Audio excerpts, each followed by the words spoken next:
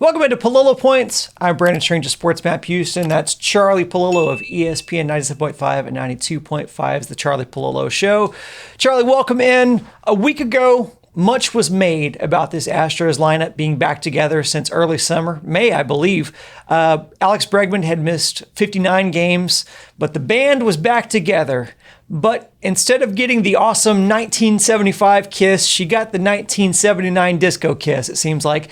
And it's Kiss, but they're not rocking and rolling every night and partying every day, as we've seen with the Astros in Seattle. The last 10 games, they've averaged 3 runs a game and none in their last 2.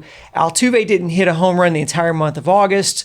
So you're going to tell me that baseball is baseball. I get that. But what's an appropriate level of concern watching a team that has already a lot of questions surrounding their pitching staff, but is now also struggling to string together timely hitting?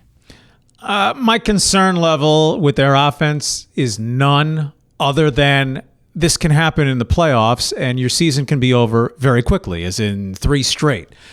Yeah, that stretch of 22 consecutive games where they scored a minimum of 3 runs, a franchise record. And not that 3 is great, but to go most of a month never scoring fewer than 3 in a game.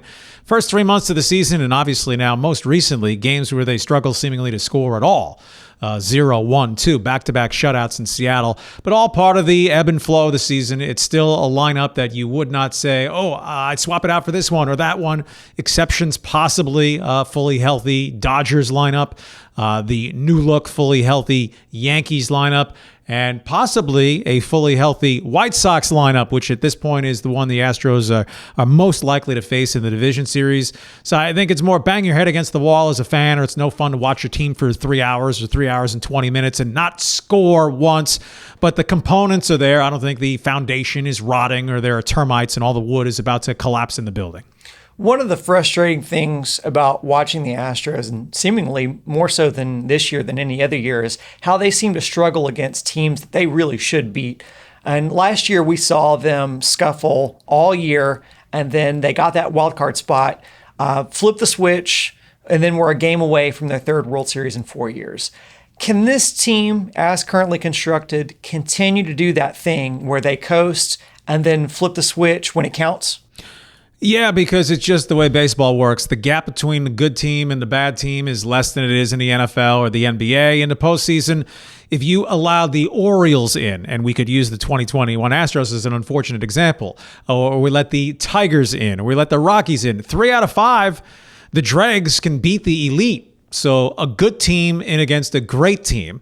Obviously, there's no monster upset if that happens in a short series. So it's going to be a function of how are they hitting. When October 7th, I think it'll be the day of their first division series game, unless they really go into a coma and blow the division down the stretch with the 6 games remaining against the A's. That's why the hay's not in the barn yet, right? If Oakland wins 5 of those 6 games, and in between you have 3 against the Rays, but they are in a command position. Good teams can go cold. Bad teams can get hot in the short run. The baseball postseason is about the short run. You referenced the 2020 Astros in terms of their mediocrity against the bad teams.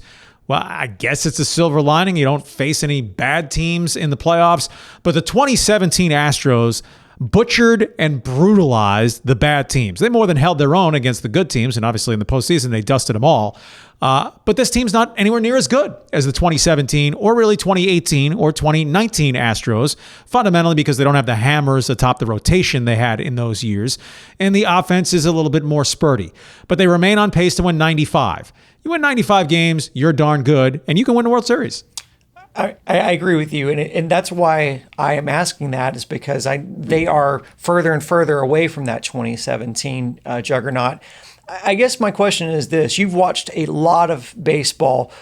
To what do you attribute this sort of, I don't know if I'd call it a lack of focus against lesser teams, and how would Dusty fix that? How does Dusty correct that to where you don't start losing critical ground and playoff positioning at a critical moment against teams who you really should be beating? Yeah, you'd think if you get whacked in the head by a 2x4 enough, eventually you'd say, well, I'll duck, and I'll be more mindful of it. So it is confounding that as it extended through the course of the season, that if earlier in the year, okay, you got swept in a series by the Rangers in Arlington, funky stuff happens. Getting swept at home by the Orioles was really funky, but that they have struggled in some subsequent series against lousy teams.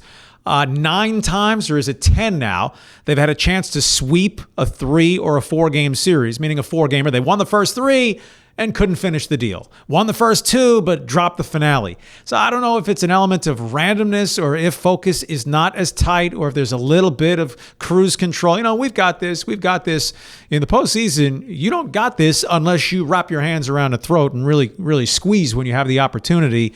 So I'm going to revert to something Craig Biggio said roughly 1 billion times during his playing career. That's baseball.